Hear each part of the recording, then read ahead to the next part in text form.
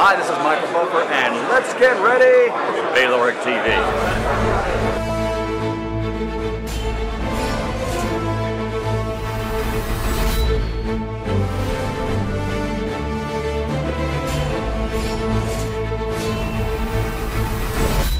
Good morning, good afternoon, good evening, wherever you are in the world. My name is Ingram Jones, and I have with me trainer of Bermain-Stavern, Don House. Don, how are you?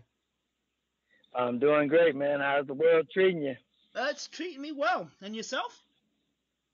Man, look, if I start complaining, then it'll start changing on me. So everything is all good. That's what I like to hear. That's what I like to hear. For those people who don't know who Don House is, I'm surprised if people don't know who you are. For those people who don't know who Don House is, just give us a quick overview as to who you are.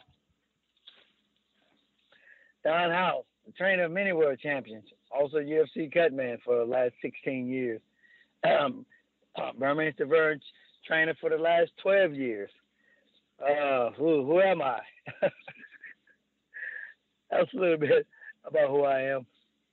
Okay, you say that you're obviously a trainer of Bermain-Stavern. You also had some time of Marco Huck before he got knocked out by Glowacki.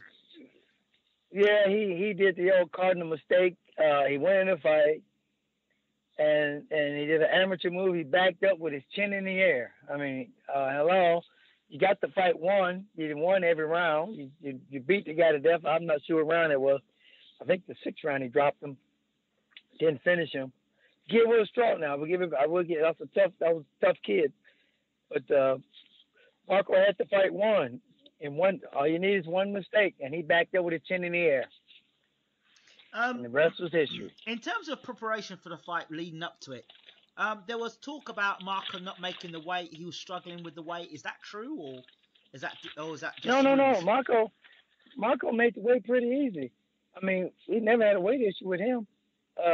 He actually made the weight easy. I never even checked his weight during training because he was always light. That was never an issue. I think the biggest problem Marco had was training here in Nevada. He's not used to his heat. So he suffered here in Nevada, so that might have drained him, He called me after the fight. They didn't say, look, man, we like to train, but we don't like training in that heat. I love training in the heat. I mean, I don't want to go to Germany. It's cold for me there, but he couldn't stand dealing with the heat. It's pretty, Vegas gets pretty hot in the summertime. I can imagine. Could well imagine. So, okay. Let's move on a bit. Bermain-Stavern has a big fight coming up. I've seen him in camp and watching you working with him. And we've spoken to Bermain extensively tonight. Over 2 hours we spoke to Bermain about his career. The Deontay Wilder fight always burns him.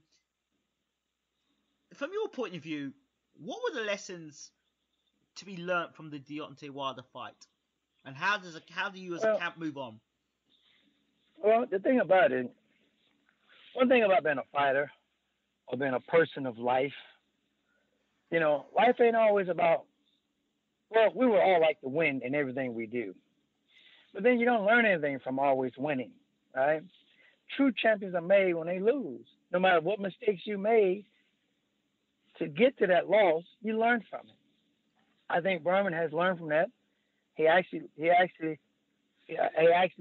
feel the difference of not being champion to be champion. When you're champion, the red carpet's rolled out. You don't stand in line. You miss that. So that's just all part of being a champion. It's all part of being losing. I mean, I respect guys that become 20, 30, 40 and 0. But to me, the test of a real soldier is a guy that can get off their canvas, and we can name a whole bunch of them, from Britain to America to Australia. They get off their canvas, and they come back. Those are real champions to me. Not taking anything against the guys with perfect records, because we can make a perfect record to a fighter. All right, a real soldier gets off the canvas, have a loss, and realize what he needs to do, and that's what Berman's going to show, that he's a real soldier. His next fight coming up. So the fight is Povetkin. It's in Russia. What have you had to do in camp differently with Bermain to prepare for the Povetkin fight? Well, I think what we're doing different this time is And I've been preaching this for years, and it's funny because I talked to Zab Jude about this, Samuel Peter, and this time I have to use some of my own medicine. I think a lot of times we spend too much time doing what we know how to do, right? Berman can box. He can fight. He knows what he needs to do to dig down and win a fight. So we spend a lot of time teaching that over and over and over again. But we forget what we need to do is do some of the things we don't like doing, like the conditioning, the running, the things that's so far from boxing that we need. Because I tell a guy in a minute, condition can get you to the 12 to 13, 14, 15 rounds. Say, well, 12 rounds today. But the point is, if you're not in shape, I don't care how great a fighter you are, you're not going to last. So we spend a lot more time conditioning. Berman is an older fighter now. He's not 25, 24, 25 years old.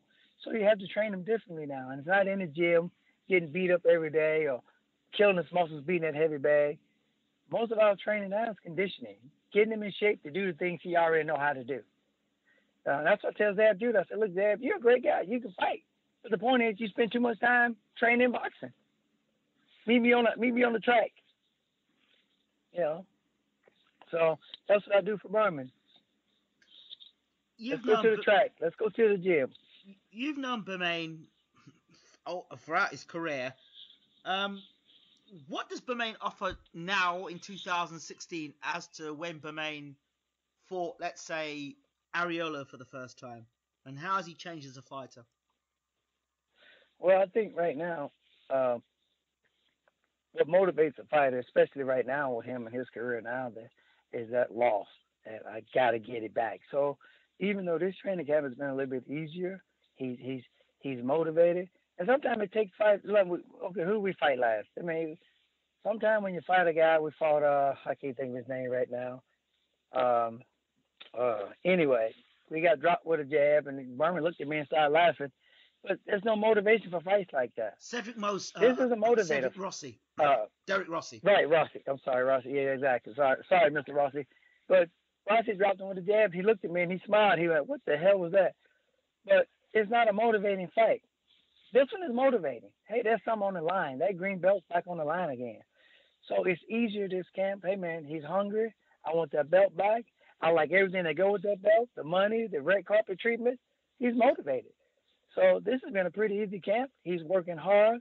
He's looking good. He's strong. He's motivated. Makes my job so much easier.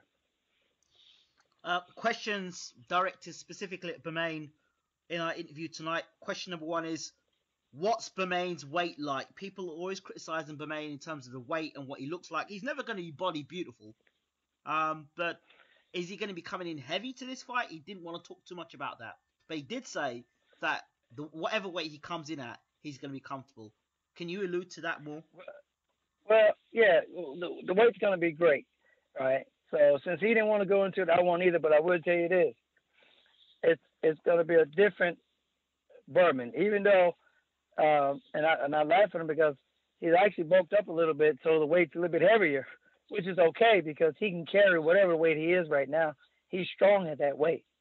And I don't really want him to be light anyway. I mean, even when we fought Wilder came in at 219. I want to be like 240, 245. You know what I mean? On a 219 fighting a 245, 250 pounder, that wears out in the longer rounds. So I want him to be a little bit solid this fight. I want him to be strong, but I want to be able to carry that weight. And right now we're there. Matter of fact, I want to go to Russia a little bit heavier so we have a little bit more to work off when we get there. Because he dropped a lot of weight. He dropped a decent amount of weight this training camp. In terms of that weight, I mean, is he going to be bulky and slow, or is he going to be mobile and fast? No. He's going to be fast. He's going to be real fast. Very mobile and very fast. So how would he compare to the Berman that fought against Deontay Wilder? The Berman was slow. He was sick. He had a bug. And I'm gonna tell you something. By the fourth round, I said, okay, something wrong with him. Because one thing about Berman, he's a warrior. He's a warrior. Even if he was out of shape, that warrior instinct he has, he's gonna give you a fight. But when he has that monkey on his back and that sickness he had the last fight. And I hate making excuses, but the point is, it is what it is. I really saw the Wilder fight about 4 or 5 rounds. Furman knocked him out, but it didn't happen that way. We learned some things from that fight. We're not repeating some of the things we done in the last training camp. But this training camp has been smooth. It's going to go great. And we're really looking forward to this Povetkin fight. We're really looking forward to this fight. The challenges to going to Russia. We've heard them before. Fighters going and fighting in Russia, winning fights, and then being caught with PEDs afterwards. I spoke to Lucas Brown's manager, Matt Clark, and he said he suspected that the evening before the fight there was a meal put on, and he thinks that inside the meat probably he was spiked. What is Team Stavern going to do to ensure they don't get caught up in all the tricks that the Russians may have in store waiting you? Well, we're going to try to be careful. We brought all that up too. And it's hard going to somebody else's country and you basically got everything against you. Number one, you got the hometown advantage. So we're just gonna try to avoid everything. And the thing about it is, if he eats some tainted food, let me eat some too. So test us all, test the whole team. If we all come up positive with something, it had to be something we ate over there. So we're just gonna try to avoid as much as we can, and hopefully, probably find some place where we can eat where no one knows. Stay away from the hotel food. So we sort of looked into that already. Okay. I mean, I heard all the stories. People go over there and yep. And in terms of your arrival, again, Bermain didn't want to talk too much about that, and I can understand why. But I asked him, look, you're in Las Vegas. This fight's in Russia. Don't you need time to acclimatize and time differences? What are your thoughts of that? Well, that's true. I mean, if we can get there at least about 10 days ahead of time, I think there's more than enough time. We are fighting inside, not really outside. Vegas is really not cold right now. It's probably about 40, 45 degrees outside. It's not 4 degrees like Russia. But I think most of our work we're going to do inside because I don't want nothing happening to them, maybe getting a cold or flu or getting. But I figure about 10 days is probably more than enough time to get over there to get acclimated to the time and then get ready. So, okay. But time is coming up. It's getting close. In terms of the hotel and stuff like that, is that all organized or? Well, we got Don King. His promotion, he takes care of all that for us. So, and I guess we have their representative to make sure things go accordingly. Well, you know how the game works. At the end of the day, this is a sporting event. I mean, we're not going to war. It is sporting, but we just hope everything is fair and they can take care of us, and we just go do our job and leave, and everybody's happy.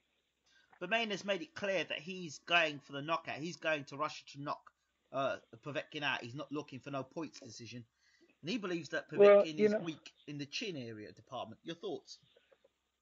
Well, the thing about it is, you already know, and it's unfortunate. You're going to guy's hometown, highly favored. If you don't knock him out, most likely we're probably not going to walk away with the win. So I never teach a fighter to go for the knockout, but in this fight, hey, what do we got to lose? They'll knock this guy out. As simple as that. There's no question about we got to catch him on the chin. Period. And one thing about Berman, he can't catch you on the chin. And if he catch you on the chin, it's over. See. Do you have any concerns about Povetkin's previous drug allegations with the WBC and how they dealt with that, and potentially him fighting Bermain in a less than favourable position? Well, no, I'm not. I'm not so much worried about that because now that he has gotten caught, I think this fight, at least this one, he'll be clean. You know what I mean? Because I know they suspended him. Was about a year, I think. He didn't get the Wilder fight, so I think this time, at least this fight, I'm sure that I feel that everybody's watching now because Berman came up positive with he was at some of the energy drinks he was drinking. Yeah. So I do believe that the the drug and enforcement agencies are all, you know, looking on both ends and make sure the guys are great. So I'm not even concerned about that. I think this fight is going to be one of them deals where they're going to have an eye out, you know, and I don't think nobody can sneak and do anything crazy. And that's good because, you know, I don't want my guy, I want my guy to be clean. He is clean. I want him to stay clean. I want him always to be clean. I just think fighters just should stay clean. You know, what's the advantage of drugging? You know, I want to get you so far. You know. Okay, Povetkin, from what you've seen of Povetkin, is this the toughest fight of Bermain's career? No, not really. I mean, one thing I like about Povetkin is this. Um, you'd have to look for him. He's going to come at you. I don't think he's as tough as Berman. And I don't think he can hit as hard as Berman. But, you know, he's the guy over there. He's the man. Um, my hat's off to the guy. He's done a great job for his career. And this is just one of them fights that, hey, man, may the best man win. And right now, I think it's going to be Berman. Are you concerned at the way that Povetkin knocked out Mike Perez?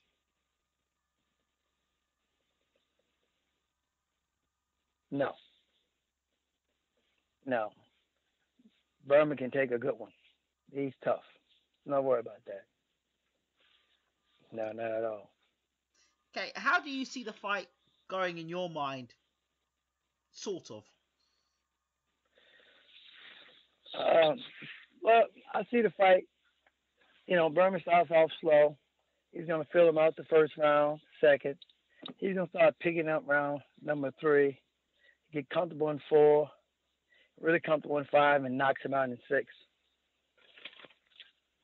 Okay, can he afford to start slow in Russia against Povetkin? Well, Berman does a slow start anyway. It takes a little time to get moving. And I'm not really concerned about Povetkin's power. Yeah, he's a busy fighter. But if he's going to be in front of Berman, if he's going to be in front of him, he's putting himself in a chance of getting knocked out.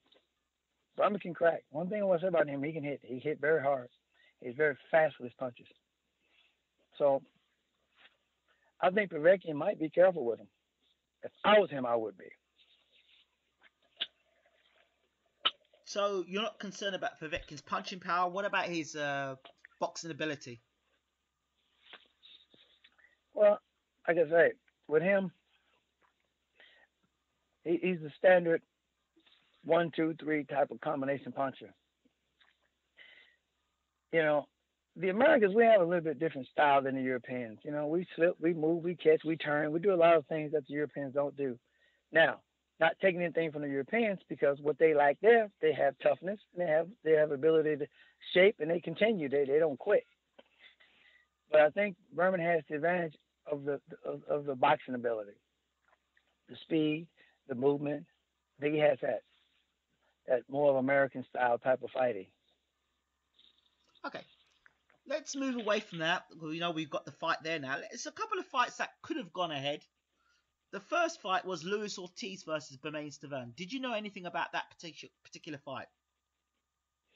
Yeah, we was offered that fight before the Rossi fight, and but they didn't give us too much time to train and get ready for that fight. Plus, I think Ortiz is a southpaw, so you know, coming right after you don't really want to get. If you're gonna fight a southpaw, especially we had just, I think we didn't have a fight before after Wilder. I would prefer to have an orthodox fighter than come out with a southpaw. And the time they brought that fight up to us, we didn't have very much time to prepare, so we said, nah, we don't want that right now. Yeah. Okay. And the Anthony Joshua fight, was that ever on the cards? Nah, I think Anthony was just throwing names out, you know. And when we answered that call, yes, we'll take it. And maybe Anthony Joshua said, nah, maybe we don't want that fight. See, when you wake Berman up, and it's for something like a belt on the line or something like that, this guy wakes up. He shows up. See.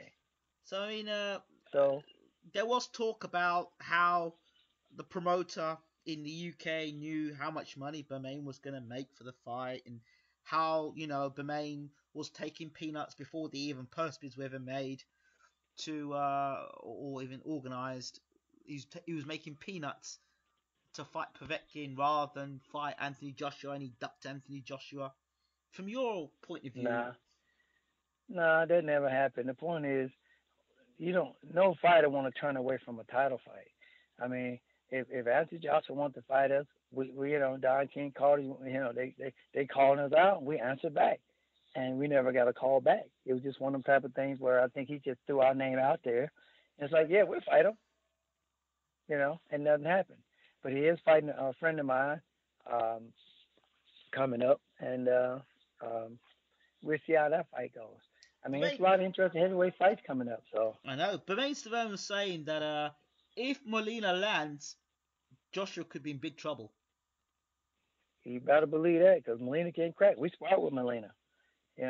We sparred with him, and he does have a puncher's chance. I'm telling you, that boy can crack, and he can fight too. He can fight. The kid can fight. A lot of people in the UK are seeing it as a knockover job because of the Areola fight, and of course the Wilder fight. So they say now, AJ's gonna blow over Molina in a couple of rounds. Maybe not. Those fights you don't take. A lot of times you don't take those fights for granted. Because, sometimes these fighters just show up. Before you know it, you got a tough fight on your hands. You're like, what the hell happened? I mean, that's how they kind of looking at Berman a little bit. They say, well, he lost to Wilder. He didn't look good in his last performance. Well, great. Take it lightly if you want. Take the fight lightly. One thing about Stavern, he can fight. He can fight. Being out the ring for, quite a while now, does that ring rust, will that play a part in the fight? The funny thing about Berman is, we fought like that before, where we had long-term times between fights, 8-9 months, and he come back and don't look like ring rust at all. We've been in the gym, we've been training, we've been sparring, we've been training for a while.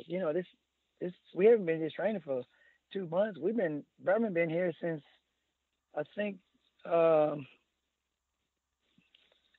May or June. He's been in Vegas. We've been training.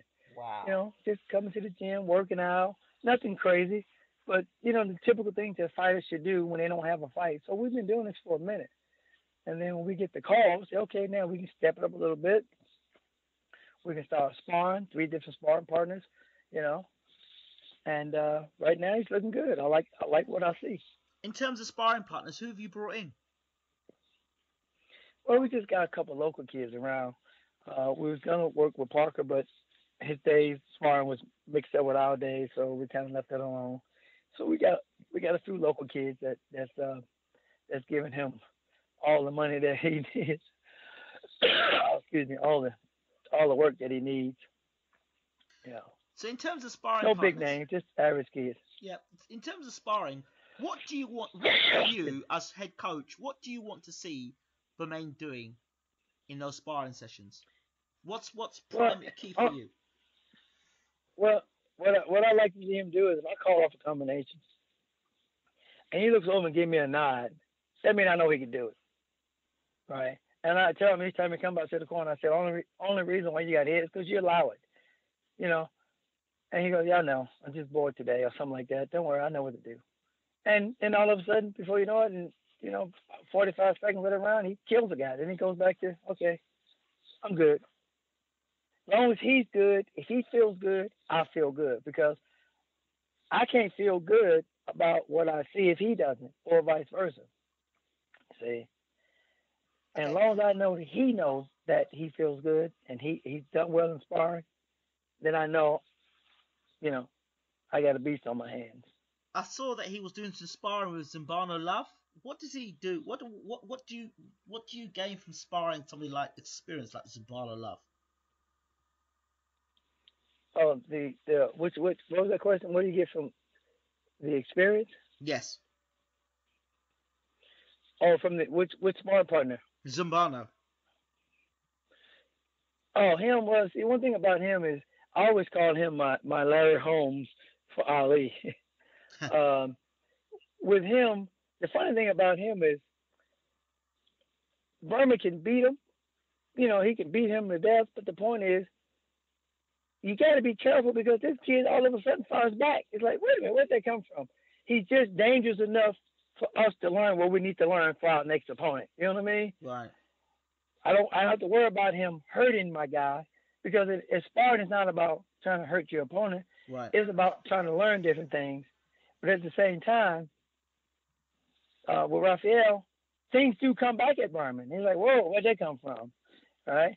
So that's what I like about him. So we'll always use him, but we're bringing other guys too. But with him, he's not so much a punching bag because he's a punching bag that actually can fire back. And you don't ever know when it's going to come. And that's what you got to be ready for. That's reassuring to hear. I was going to ask you about Conor McGregor, because you're a UFC man as well, and the boxing license that he has now. What's your take on Conor McGregor going into the world of boxing and talk of McGregor being able to beat Mayweather and dominate world boxing? Well, okay, here's my thing, because I get the question so many times. And I break it down like this. All right, Conor McGregor is great for UFC, for MMA. All right? He's a great boxer for MMA. Now, he's calling out one of the best fighters on the planet today. Now, in MMA, you have at least, 7 disciplines, right? Let's say you got kickboxing, jiu-jitsu, grappling, you got about 7 disciplines. So McGregor is saying that I'm going to give up all of my disciplines but one, that's boxing. And I want to fight the best man on the planet that knows one discipline better than anybody. No, not going to happen. Now, what I will tell McGregor is this. If you want to fight Floyd Mayweather, take 3 other top guys that Floyd has fought. Let's take Canelo. You beat Canelo. Hell, you beat Cotto. You beat Pacquiao. Then you can fight me. See, Floyd been holding this thing down for over 20 years. With one discipline. Does he beat those guys you just mentioned there? No. You see him beating a Cotto? No. And you see him beating Pacquiao? No. You see him beating Pacquiao? You see him beating Canelo? No. So stop calling me out. Pick 3 of the guys I fought in my life and beat those guys. Then you come to me. I mean, I like McGregor. Listen, behind the scenes, what a hell of a guy. Nicest, coolest guy on the planet. Very respectful. And I know he's out. He's doing his thing. He make a little noise. That's all. He's a marketer. That's what you got to do. But let's be real. 2 different sports. Now, don't get me wrong. Now, if he went out there and he used MMA rules with Floyd, that doesn't last but a minute. 1 leg kick, head kick, elbow, game's over. But you want to fight the best man at the best thing that he know how to do, and that's throws his hands. And you're going to give up everything that you know except one discipline. Nah, not going to happen. He wouldn't touch Floyd. He couldn't touch Canelo. He couldn't. I can go down the whole list of things. Person he couldn't touch that Floyd has beat. That's a very good way to shut those arguments up about Conor McGregor trying to beat the pound for pound great Floyd Mayweather. No, just pick 3 of the guys Floyd has beat. You beat those 3 guys, then I'll be here waiting for you. You got your license? Call Cotto out. Canelo. Hell, we can go out of this with Floyd. I personally want to see Canelo versus McGregor. I don't want to see that. I really don't want to see that. That's painful. But Canelo kills his boy. He killed him. If it lasts 2 Floyd rounds, fought him very smart. Floyd fought him smart. Floyd knew how to get his combinations in and get the hell out the way. That's the way. That's the way. In Yep. closing, I want to talk to you about a project that you're doing now that I've heard a bit about. Yeah, I'm working on. I'm trying to put together a a fight promotion. It's called Full Throttle Boxing. You can look it up. Um, and what is it? There's so many fighters around the world that's not Floyd and that's not Olympians. Is that middle tier of fighters around the world that no one sort of looks at. You know, you get a guy with a record of 18-4. Nobody wants to sign this kid. They just want to use him for a punching bag. You know, to help promote a guy with an undefeated record. And there's so many of these guys. Everywhere I go, every gym I go to, they just beating on them heavy bags and not going anywhere. So what I want to do was I want to promote these type of guys here, starting in the United States first, and then maybe expand out. Now that today we don't really need TV, because, you know, if you don't have TV nowadays, you know, you can't even put on a show. But we got the World Wide Web now. That's the best TV on the planet. You carry that TV everywhere you go. See? Are we still there? Absolutely. I think it's amazing. Yeah. What inspired you to go down this route? Well, remember, and this is how it's going to be set up. Roy Jones was supposed to fight Bernard Hopkins the third time, right? Yes. And they can never come up with the who deserves the most of the money, the 60-40 split. Okay. Of course, Hopkins said it belonged to him. Jones said it belongs to him. So I said, what would that fight generate, that third fight? And I said, okay, let's say that fight generated $24 million, right? Let's just say it's what it generated. Now, how do we split that? My thing was, let's give both guys $6 million apiece. They earned that. Their names have earned $6 million apiece. Let's put $12 million on the line, $1 million a round. Every round you win 80% of that round. Every round you lose, you win 20%. So it's an 80-20 split per round. And wherever you knock your opponent out, you get the rest of the money. Now, what type of fight do you think you got on your hands now? A great fight. You got a great fight. You got a Mickey Ward and Gotti. See, when I think of great fights, I think of like Hearns and Hagler, Mickey Ward and Gotti. So who won the fight? Who cares who won? It was a great fight. See? That works. And that's what I want to do. I want you to earn your money per round. See? So I start out with regional tournaments all around the United States first. One weight division. I do one on the East Coast and one on the West Coast. I take that winner in the finale in Vegas to do a 10-round fight. 80-20 split rules. Knockout bonuses is awarded. So all my regional fights, they're just 3 rounds, 3 fights in one night, sort of like the prize fighter, but 3 fights in one night. Each round you win money. Each tier you go up, the money goes up.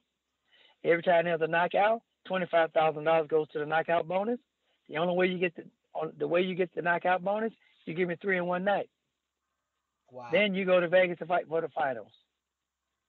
Wow. Sounds good. So when are you going to... I'm probably the second quarter of next year. I'm putting everything together as we speak right now, getting all the numbers lined up, getting investors lined up. I'm hiring a lot of ex-UFC professionals that, you know, you see they're getting rid of most of them. But I just want to get them guys, like I say, these guys with records of 17-4, these guys can fight. That's what they do for a living, but no one cares about them. I want to promote that guy. You know, I want to promote the Winky Wrights. You know what I mean? Yeah. The guy that can come from nowhere and win a world title. See? That's the guy I want to promote. That's the backbone of boxing. It's those guys. You know? I mean, don't get me wrong. I love boxing. I mean, the fight last week was who's that? Pachenko fought the kid. I can't think of his name right now. Walters. Yeah, he quits on the stool. Come on, man. You're a world champion. You don't quit. You know? Why do you think he And did that was, that? well, it's, hey, we'll fight another day type of thing. But that's not what the fans paid for. I had Derek Harmon. I had a fight. We fought Roy Jones. I had Derek Harmon. And this was another motivator to get me to want to change things a little bit. He fought Roy Jones. In the 10th round, he popped his eardrum.